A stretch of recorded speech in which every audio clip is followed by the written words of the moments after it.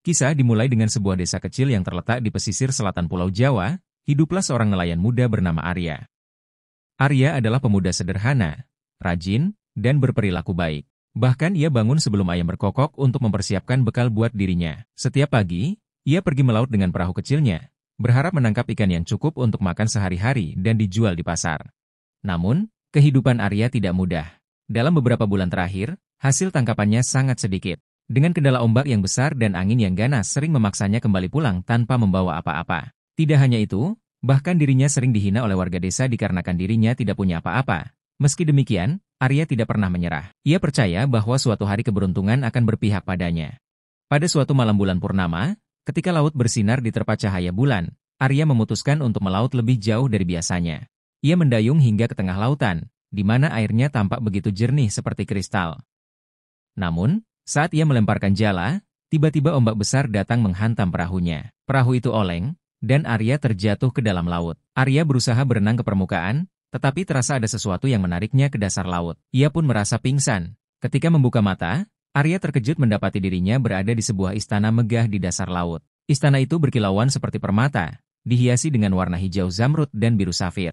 Terlihat dari kejauhan, sesosok wanita melangkah dengan anggun, mendekati Arya. Langkahnya begitu lembut, seolah tidak menyentuh bumi. Semakin dekat, wajahnya mulai terlihat jelas. Parasnya luar biasa cantik, seperti lukisan dewi yang hidup. Kulitnya seputih pualam, memancarkan kilau halus yang memukau mata siapa saja yang melihatnya. Setiap inci dari dirinya tampak sempurna, seperti diciptakan oleh tangan para dewa. Matanya menjadi daya tarik tersendiri. Berkilauan seperti bintang-bintang di langit malam, mata itu memancarkan kehangatan sekaligus misteri. Pandangannya tajam namun lembut, seolah mampu melihat hingga ke dalam jiwa Arya. Rambutnya yang hitam legam terurai panjang, bergelombang seperti ombak yang sedang menari di lautan. Hembusan angin seolah mempermainkannya, membuat rambut itu tampak hidup. Wanita itu mengenakan pakaian yang tidak biasa. Sebuah gaun indah berwarna hijau lembut melingkupi tubuhnya, berpadu dengan selendang tipis yang melayang-layang di sekitarnya. Gaunnya tampak bercahaya, seolah-olah dibuat dari sutra yang ditenun oleh ombak laut itu sendiri. Setiap lipatan kainnya memancarkan aura keanggunan yang tiada tanding.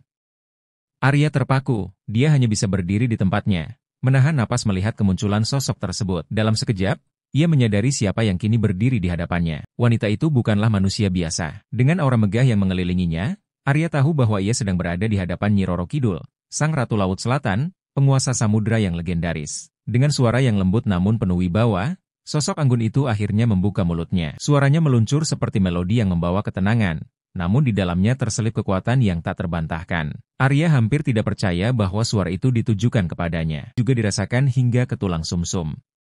"Wahai anak muda," ucap Nyi Roro Kidul, sambil menatap Arya dengan pandangan yang seolah mampu membaca seluruh hidupnya. Tatapannya tajam, namun penuh kehangatan, membuat Arya tak mampu mengalihkan pandangannya.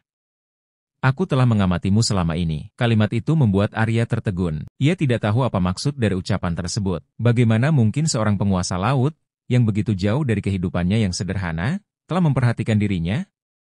Namun, sebelum Arya sempat bertanya, suara sang ratu kembali memenuhi udara.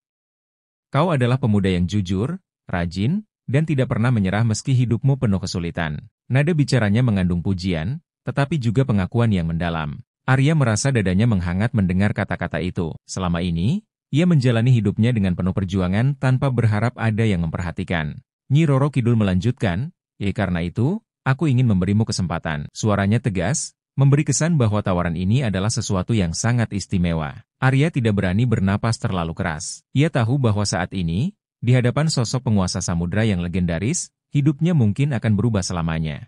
7. Arya terkejut, tetapi ia menjawab dengan sopan, "Hamba hanya nelayan biasa, Ratu. Hamba tidak mengerti mengapa Ratu berkenan menolong hamba." Nyi Roro Kidul memandang Arya dengan tatapan yang lembut, tetapi mengandung makna yang mendalam. Senyumnya perlahan merekah, menghadirkan aura keindahan yang luar biasa. Senyum itu bukan hanya sekadar ekspresi, tetapi seperti undangan yang penuh dengan keajaiban dan rahasia. Arya, yang masih berdiri terpaku di hadapannya, merasakan sesuatu yang berbeda. Seolah-olah waktu berhenti, hanya menyisakan mereka berdua dalam momen yang penuh keheningan mistis. Sang ratu akhirnya berbicara. Suaranya tetap lembut namun dipenuhi dengan keyakinan yang tidak dapat ditolak. "Aku ingin kau menjadi suamiku," ucapnya dengan nada yang tenang, tetapi setiap kata terasa bergema di hati Arya. Pernyataan itu membuat Arya hampir kehilangan keseimbangan. Kata-kata itu terlalu besar, terlalu luar biasa untuk diterima oleh seorang pemuda sederhana seperti dirinya. Nyi Roro Kidul melanjutkan, "Edan tinggal di istanaku ini." Tangan anggun wanita itu sedikit terangkat, memberi isyarat ke arah istana megah di belakangnya. Istana itu bersinar dengan keindahan yang melampaui imajinasi, berdiri megah di tengah lautan. Pilar-pilarnya tampak terbuat dari mutiara, dinding-dindingnya seperti kristal yang memancarkan warna-warna pelangi, dan di sekitarnya, air laut seolah tunduk dan menghormati keberadaan bangunan tersebut. Arya hanya bisa menelan ludah, matanya tidak mampu mengalihkan pandangan dari keajaiban yang kini berada di hadapannya. Namun, Nyi Roro Kidul belum selesai berbicara. "Jika kau setuju," dilanjutnya, "ya aku akan memberimu kekayaan yang tak pernah kau bayangkan." Suara itu tidak hanya menawarkan janji, tetapi juga memberi kesan bahwa keputusan yang akan diambil Arya akan mengubah segalanya. Bayangan emas, permata, dan semua kemewahan yang sebelumnya hanya ia dengar dalam dongeng melintas di benaknya. Namun, Arya juga tahu bahwa tawaran ini bukan hanya soal materi. Ada sesuatu yang lebih besar, sesuatu yang tidak bisa diukur hanya dengan kekayaan. Saat itu, Arya merasa dirinya terhimpit antara takdir yang luar biasa dan kenyataan yang ia jalani. Dalam dirinya, berbagai emosi bercampur, kebingungan, kebahagiaan, ketakutan, dan rasa penasaran yang mendalam. Namun, satu hal yang ia tahu pasti, kehidupannya tidak akan pernah sama lagi. Arya terdiam, memikirkan tawaran itu. Ia tahu bahwa menikahi seorang ratu, apalagi Ratu Laut Selatan, adalah sebuah kehormatan yang luar biasa. Namun, ia juga tahu bahwa hidup di dunia manusia tidak akan pernah sama lagi. Akhirnya, Arya menjawab, "Jika itu kehendak Ratu, hamba menerima dengan sepenuh hati." Setelah pernikahan megah itu selesai, Arya resmi menjadi bagian dari kehidupan bawah laut bersama Nyi Roro Kidul. Hari-hari pertamanya di Istana Laut penuh dengan kemewahan dan keajaiban yang tidak pernah ia bayangkan sebelumnya. Ia diberikan pakaian yang terbuat dari sutra laut terbaik, dengan warna-warna yang selalu berubah mengikuti cahaya di sekitar istana. Jubahnya dihiasi mutiara dan permata yang tak ternilai, membuatnya tampak seperti seorang pangeran di negeri dongeng.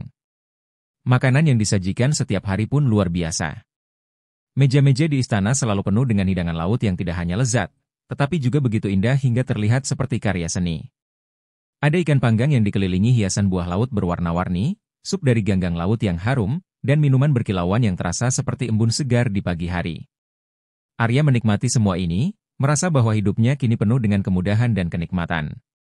Tidak hanya itu, Arya juga diberikan kekayaan yang melimpah. Emas, permata, dan barang-barang berharga lainnya diberikan kepadanya tanpa batas. Ruangan khusus di istana dipenuhi dengan harta karun yang menggunung, lebih dari cukup untuk memenuhi kebutuhan beberapa generasi manusia. Namun, Arya merasa bahwa semua kekayaan itu tidak lagi memiliki makna. Ia sudah memiliki segalanya, tetapi ada sesuatu yang mulai ia rasakan di dalam hatinya. Melihat kesedihan di wajah Arya, Nyi Roro Kidul berkata, "Jika kau merindukan duniamu, kau boleh kembali.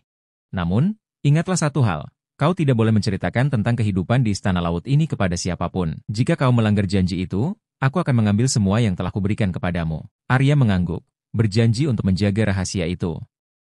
Ia pun dikembalikan ke desanya. Saat kembali, Arya terkejut mendapati perahunya dipenuhi dengan emas, perak, dan permata. Kekayaan itu cukup untuk membuatnya hidup nyaman sepanjang hidupnya. Namun, keberuntungan itu membuat banyak orang penasaran. Tetangga dan teman-temannya sering bertanya dari mana Arya mendapatkan kekayaan itu. Pada awalnya, Arya tetap menjaga rahasia. Namun, tekanan terus-menerus membuatnya akhirnya bercerita tentang pernikahannya dengan Nyi Roro Kidul. Ketika cerita itu keluar dari mulutnya, angin kencang tiba-tiba berhembus. Laut bergemuruh, dan ombak besar menghantam desa. Arya tahu bahwa ia telah melanggar janjinya. Pada malam itu, semua kekayaannya lenyap, dan ia sendiri menghilang tanpa jejak. Orang-orang percaya bahwa Arya telah dibawa kembali ke Istana Laut oleh Nyi Roro Kidul sebagai hukuman atas pelanggaran janjinya. Namun, hingga kini, cerita tentang Arya menjadi pelajaran bagi siapa saja untuk selalu menepati janji, terutama kepada makhluk gaib.